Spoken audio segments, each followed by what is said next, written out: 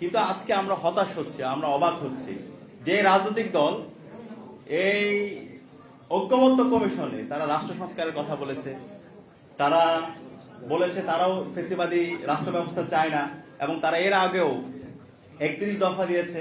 সে 31 দফায় প্রথম দফায় তারা বলেছে তারা সংবিধান সংস্কার পরিষদ করবে, তারা বিচার বিভাগের স্বাধীনতা দিবে, তারা সাংবিধানিক যে প্রতিষ্ঠানগুলো আছে সেই প্রতিষ্ঠানগুলোর তারা স্বাধীনতা দিবে।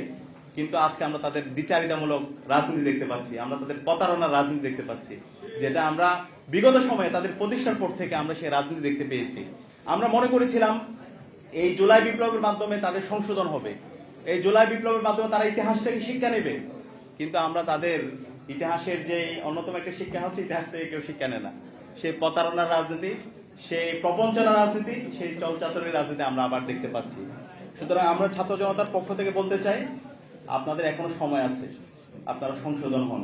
যে কথা দিয়েছেন আপনাদের নেতা বাংলাদেশ সরকারের মাননীয় প্রধানমন্ত্রী জনাব তারেক রহমান, তিনিও গণভোটে হায়ের পক্ষে বলেছেন, এবং আমরা সবাই গণভোটে হায়ের পক্ষে বাংলাদেশের প্রতিটি প্রান্তরে আমরা ক্যাম্পেইন করেছি। এবং সালাউদ্দিন সাহেব যখন বলেন এই গণভোটের যে 4টা প্রশ্ন ছিল সেটা নাকি ওনার বুঝতে অনেক সময় লেগেছে, ওনার বুঝতে যদি অনেক সময় লাগে তাহলে আমি মনে করি উনি স্বরাষ্ট্রমন্ত্রী হওয়ার যোগ্য না, উনি বাংলাদেশের কোনো মন্ত্রী হওয়ার যোগ্য না, এমপি হওয়ার যোগ্য না। বাংলাদেশের একজন কৃষককে জিজ্ঞেস করেন, সে কিন্তু গণভোটের যে 4টা প্রশ্ন আছে সে বুঝেছে, সে রাষ্ট্র সংস্কার চায়, সেই 72-এর যে ফেসিবাদী সেই সংবিধান সেটা পরিবর্তন চায়, সেটা সংস্কার চায়, সে বিচার বিভাগের স্বাধীনতা চায়, সাংবিধানিক প্রতিষ্ঠানগুলো সে সংস্কার চায়, সে চায় না বাংলাদেশে আর কখনো আইনাগর তৈরি হোক, সে চায় না বাংলাদেশে কখনো আবার সেই ফেসিবাদী আমলে যে নির্বাচন হয়েছে সেই নির্বাচনগুলো আবার অনুষ্ঠিত হোক, সবাই চায়। তাহলে সে একজন কৃষক যদি বুঝতে পারে, তাহলে কেন ওনারা বুঝেও না বোঝার ভান ধরছে? তাদের চোখ থাকার পর আমাদের কাছে মনে হচ্ছে তারা অন্ধ, কান থাকার পরও আমাদের কাছে মনে হচ্ছে তারা এখন বধির হয়ে গেছে। সুতরাং দাম্ভিকতা দেখাবেন না, দাম্ভিকতার পরিণতি অহংকার, এটা পতনের কারণ হয়। আমরা চাই দীর্ঘ ফেসিবাদ বিরোধী আন্দোলন আপনারা আমাদের সহযোদ্ধা ছিলেন, আমরা একসাথে লড়াই করেছি, জুলাই বিপ্লবে আপনাদের অবদান আছে। সুতরাং বিগত সময়ে আপনারা যে কমিটমেন্ট দিয়েছেন সংবিধান সংস্কার জন্য, আপনাদের যে প্রস্তাবনাগুলো ছিল, জাতির যে প্রস্তাবনা, সে প্রস্তাবনার আলোকে নিজেদের সবাইকে সাথে নিয়ে রাষ্ট্র গঠনের এই প্রক্রিয়ায় সবাই ঐক্যবদ্ধভাবে কাজ করেন। এবং আমাদের যেই সংবিধান ইতিমধ্যে যে প্রস্তাবনাগুলো ছিল আমাদের জুলাই জাতীয় সনদের, এবং জুলাই জাতীয় সনদের আদেশের ভিত্তিতে গণভোট হয়েছে, গণভোটের ভিত্তিতে আমাদের সংবিধান সংস্কার পরিষদে শপথ হওয়ার কথা, সে আলোকে রাষ্ট্র সংস্কার প্রক্রিয়ায় আপনারা সহযোগিতা করুন।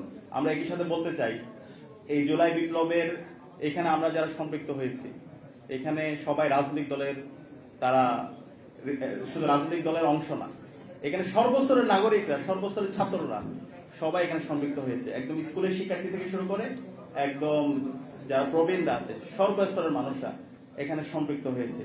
এই জুলাইয়ের মধ্যে একটা যে জেনারেশনটা গত 16 বছর অ্যাপলিটিক্যাল ছিল, সেই জেনারেশন এখন তারা রাজনীতি নিয়ে ভাবছে, তারা রাষ্ট্র নিয়ে ভাবছে, তারা সমাজ নিয়ে ভাবছে, তারা এই দেশকে বিনির্মাণ করতে চায়। সুতরাং এই জেনারেশন যতদিন বেঁচে থাকবে, তারা এই রাষ্ট্র বিনির্মাণ না হওয়ার আগ পর্যন্ত তারা থামবে না, তারা তাদের সংগ্রাম, তারা লড়াই জারি রাখবে। প্রয়োজনে যদি আবার জুলাই নেমে আনতে হয়, তারা আবার জুলাই রাজপথে আমরা আবার নামার জন্য আমরা প্রস্তুত আছি। আমরা আশা করব সরকারের জায়গা থেকে দায়িত্বশীল আচরণ করবে, এবং যে জনরায় এসেছে গণভোটে, সেই জনরায়কে যেন তারা মেনে নেয়। এই জুলাই একটা বিপ্লব, আমরা এটাকে বিপ্লব বলতে চাই। অনেকে এটাকে বিভিন্নভাবে আজকে আমরা দেখতে পাচ্ছি এটাকে এমনভাবে ফ্রেমিং করছে জাস্ট একটা আন্দোলনের মতো, যে বলশেবি বিপ্লবের মাধ্যমে আমরা দেখতে পেয়েছি পুরো একটা রেডিক্যাল চেঞ্জ। মুসলমানরা রোম সাম্রাজ্য বিজয়ের পরে একটা রেডিক্যাল চেঞ্জ। আমরা চাই এই জুলাই বিপ্লবের মধ্যে বাংলাদেশের সামগ্রিক জায়গায় আমাদের বিচার বিভাগ, আমাদের সংবিধান, আমাদের রাষ্ট্র ব্যবস্থা এবং সব জায়গায় আমূল পরিবর্তন আসবে, এবং সেই জায়গায় জুলাই সনদের যে আইনি ভিত্তি, জুলাই সনদের যে আদেশ, সে আদেশ বাস্তবায়ন হবে, এবং সে ভিত্তিতে একটি ইনসাফ ভিত্তিক বাংলাদেশ, শহীদদের আকাঙ্ক্ষার আলোকে বাংলাদেশ বিনির্মাণ হবে। সে উদাত্ত আহ্বান জানিয়ে আমি আমার কথা শেষ করছি। আসসালামু আলাইকুম। ফেসিবাদী যে সংবিধান ছিল, সেই সংবিধান আমাদের গুম, খুন, আইনাগরের বৈধতা দিয়েছে। সেই সংবিধান আমাদের বিচারিক হত্যাকাণ্ড এবং বিচার বহির্ভূত হত্যাকাণ্ডের বৈধতা দিয়েছে। সেই সংবিধান আমাদের ক্যাম্পাসগুলোতে শিক্ষার্থীদের উপর নির্যাতন নিপীড়নের বৈধতা দিয়েছে। ইসলামী ছাত্র শিবিরের উপর ইতিহাসের বড় পরিচিত হামলা মামলার বৈধতা দিয়েছে। ডিহিউম্যানাইজ অবস্থায় যে ইসলামী ছাত্র শিবির ছিল সেটার বৈধতা দিয়েছে এবং সেটা নিয়ে সবাই সেলিব্রেশন করেছে, সেটা সবাই উল্লাস করেছে। এই গুম, খুন, আয়নাগর এবং অবৈধ নির্বাচন, যে তিনটি নির্বাচন সংগঠিত হয়েছে, সেই নির্বাচন এবং যে ফেসিবাদী শাসন ব্যবস্থা, সেই ফেসিবাদী শাসন ব্যবস্থার বিরুদ্ধে যেই সম্মিলিত গণবিদ্রোহ তৈরি হয়েছে সেটা ছিল 24-এর ছাত্র জনতার গণবিপ্লব। সেই বিপ্লবে আমাদের শহীদরা আমাদেরকে রাস্তা দেখিয়েছে। 2000 ভাই বোন শহীদ হয়েছে, 40,000 ভাই বোন তারা পঙ্গু হয়েছে।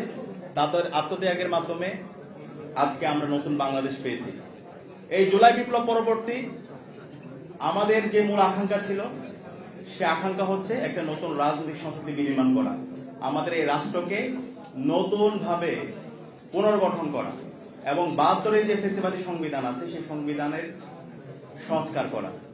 এবং সেটার জন্য ওই সময়ে আপনারা জানেন ঐক্যমত্য কমিশন গঠিত হয়েছে এবং তারও আগে 11টি কমিশন গঠিত হয়েছে যারা সুপারিশ দিয়েছে এবং সেই সুপারিশের উপর ভিত্তি করে ঐক্যমত্য কমিশনের সকল রাজনৈতিক দলগুলো তারা গিয়েছে, তারা মতামত দিয়েছে।